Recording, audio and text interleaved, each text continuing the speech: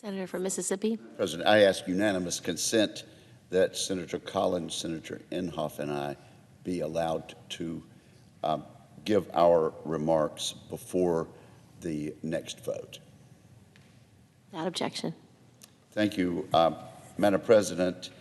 As we see, this is that difficult time of the year when we pause and say goodbye, farewell, and Godspeed to departing members of this body. Senator Collins and I are prepared to act as a team at this moment to wish the very best and pay tribute to two individuals, Richard Shelby of Alabama and Jim Inhofe of Oklahoma. Senator Shelby is a gifted legislator and Southern gentleman whose impact on this nation will not soon be forgotten.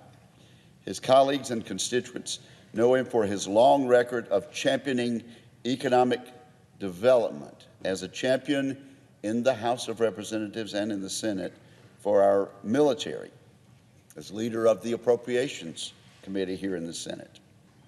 Richard Shelby is the quintessential problem solver. He's always known how to sit down, negotiate, and get a result.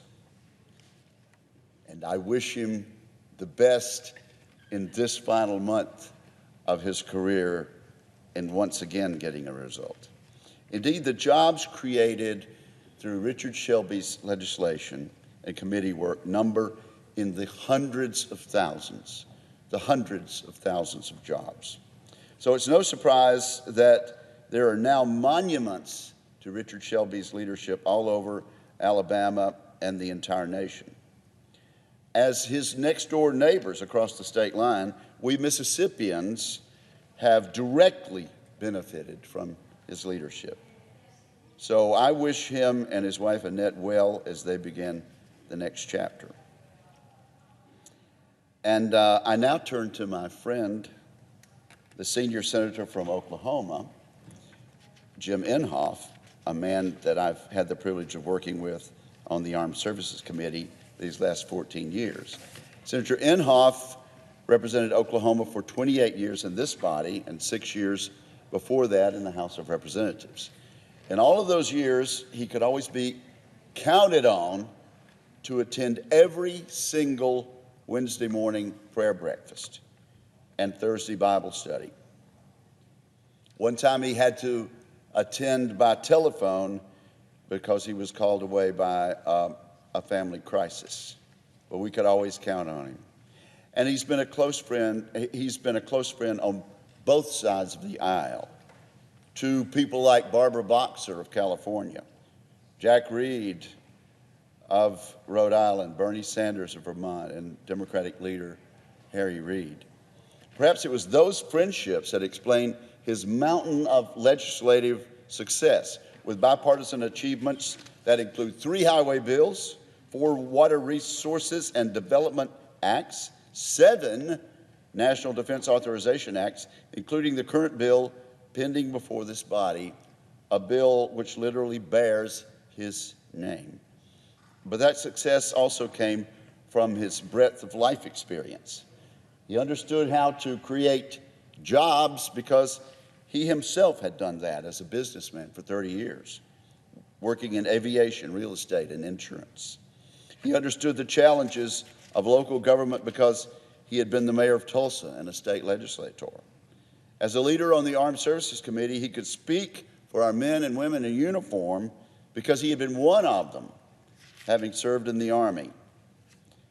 As a personal friend of Ronald Reagan, he never wavered in advocating for peace through strength. Oklahoma's 5 military bases are unquestionably better off today because of their staunch advocate, Senator Jim Inhofe. Thanks to his leadership, veterans have better facilities, our Air Force is better equipped, and the military now has AFRICOM as a distinct mission on the African continent.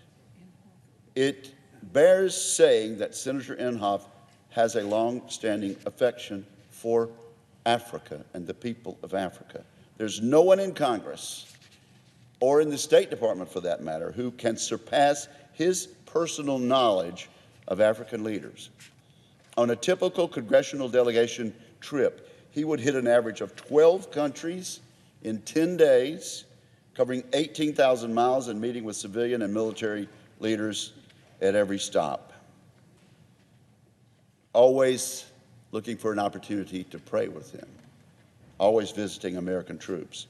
He's been to Africa more times than any member of Congress since America's founding.